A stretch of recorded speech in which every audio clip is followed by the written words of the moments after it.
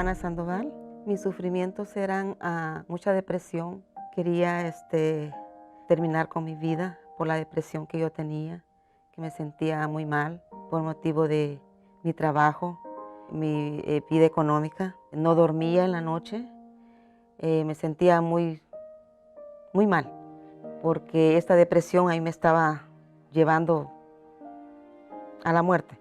Empecé yo a querer destruirme yo misma, pues yo me sentía muy mal de verme que mi dinero no me rendía, mi situación económica estaba mal.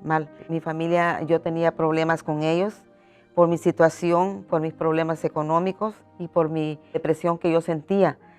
Y en mi trabajo me tenían mucha envidia y eso mismo se me juntó todo.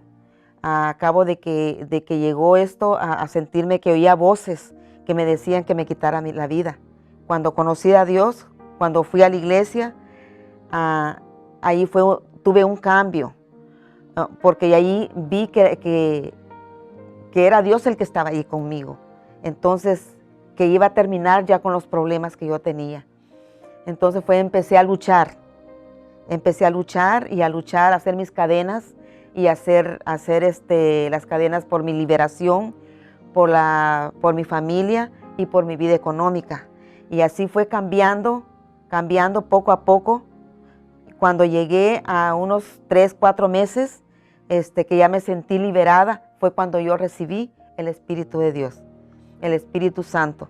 Entonces me sentí fortalecida y con ganas de vivir. El Espíritu Santo me ayuda a sobrepasar sobre todos aquellos problemas, porque no podemos decir que no tenemos problemas. Los problemas siempre llegan, pero el Espíritu Santo es la base principal para uno sobrepasar esos problemas que nos llegan. Yo tenía mucho odio, mucho rencor, mucho coraje. Cuando yo recibí el Espíritu Santo, ese rencor, ese odio, todo eso se fue. No siento coraje, no siento nada, no sentí nada de esas cosas que yo sentía antes. Yo me siento transformada y he ayudado también a muchas personas para que ellos también reciban el Espíritu Santo.